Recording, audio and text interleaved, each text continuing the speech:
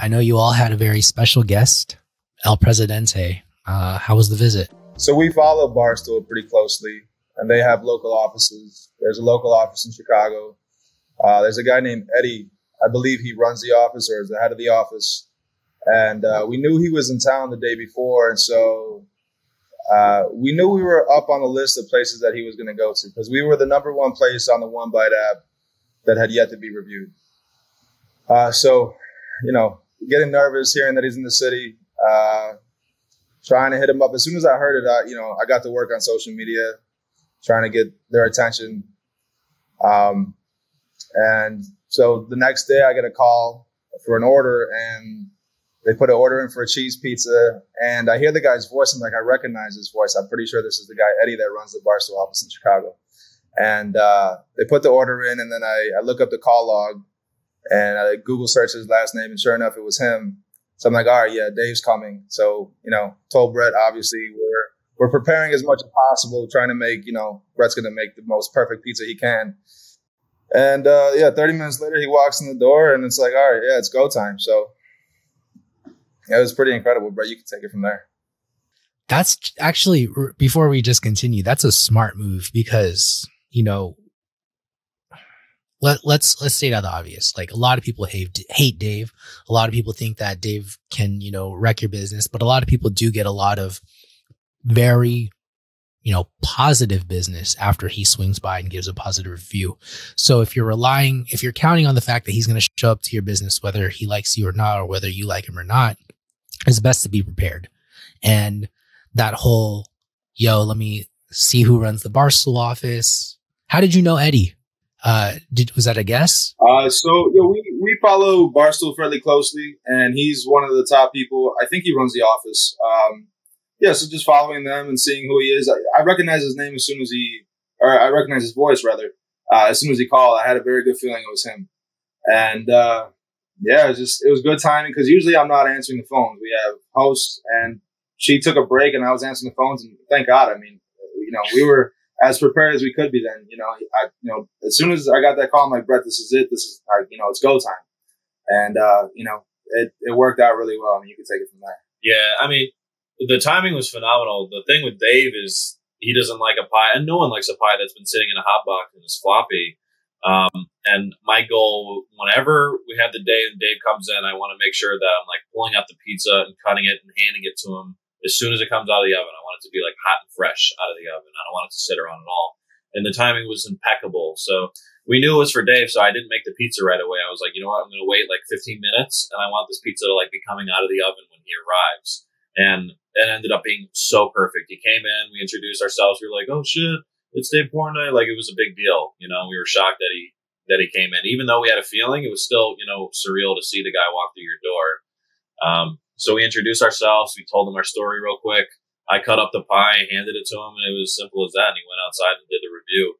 I also brought him another pizza and like some cookies, some like extra stuff that he can review. But for the most part, we just led with the cheese pizza because that's like his thing. Yeah. I watch a fair amount of his videos just because like I love watching just people eat food. It's weird, right? But just his stuff is pretty entertaining. And he's so entertaining. Yeah. It's hilarious. He just spits like anything. And it's so weird how he does it, but it's good. But you'll notice a pattern. He does not like cold pizza. He doesn't like the flop. And so really smart for just, I guess, hitting those notes. Do you think that it would have been, you said impeccable timing. Would you have made him wait longer for it?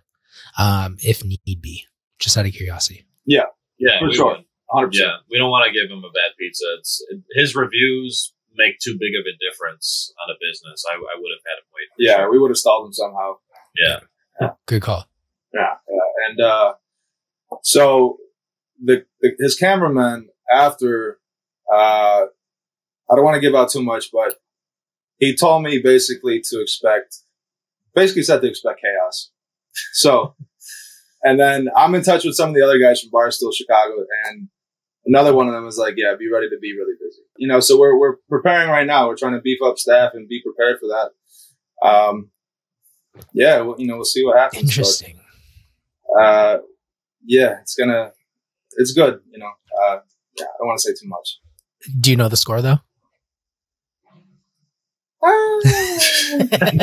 We told them when they came in, they asked us if we want to know, and we specifically told them, like, don't tell us the score. Like, we want to watch the review with our family and friends, and we want to be surprised when everyone else hears the score as well. When does it come out? But they gave us strong indications of like what the realm of where it's in, and that we're going to keep confidential until the review comes out. Shit. Okay. But yeah, I don't want to say too much. Okay. Yeah. When does it come out? It should be a couple weeks. Yeah. So he said he does all the Chicago spots, and then they edit the videos, and then all of them drop after that. So he said once we start seeing Chicago videos drop, we'll be like the second or third video in. Okay. So I did have our host here. I asked her to go outside and video part of it. I didn't want to be, the annoying owner and in his business. That's like adding pressure and just being annoying. So I had her go out there. And she recorded part of it, and so we heard some of the commentary. And aside from the score, just the commentary that he left us is just really, really great and amazing to hear. And I think that'll go a long way, aside from whatever the score is. Yeah, I'm excited for y'all. I can't wait to see this. But let's talk about like staffing up, getting ready for the chaos, because that's big. That's not the first time I've heard that before. I'm a huge fan of Guy Fieri, and there was this like documentary that I was watching about him, and he goes like, yeah, whenever I go to a place and I give this review and like I have this expression on my face or whatever, like people who watch the show can read my vibe, and based on that review, I know people are going to come. So what he'll do after the review is he'll tell the owner, hey, you better get ready, right? Get ready for people to come here. And like, that's a real thing. So what are you guys doing to get ready for the chaos? Trying to have as many interviews as we can. And we're going to overstaff probably ahead of time just to be on the safe side. Who knows what it's going to look like, but we don't want to get caught behind. We had that happen kind of in the beginning of things and struggling to get orders out. Like it was pretty chaotic. So we want to avoid having that happen again. So, definitely going to overstaff, have extra people in the front. We have a small shop, so it's going to be tricky. And we have 20 seats total inside, and, the line from the register to the door, you could probably fit 15 people. So, it might be a line out the door situation. We'll see. We'll see what happens, So I guess my question is like, if you guys prepare for this craziness, and like, there's usually a honeymoon phase from my understanding, whether it's sustained, I guess is up for debate. What do you guys do 2 years from now? Do you think you're going to use all that staff still? What's the plan long term? Oh, it's hard to say. So we're 8 months in.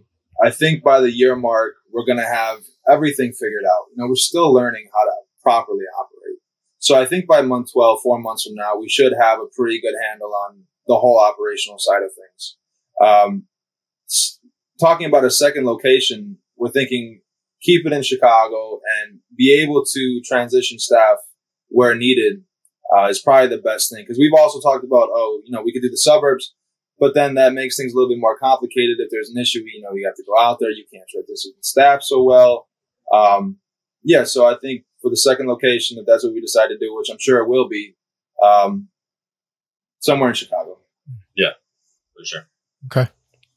So hire all these staff now, get them ready for this chaos, this expected chaos, and then use them for the second location moving forward.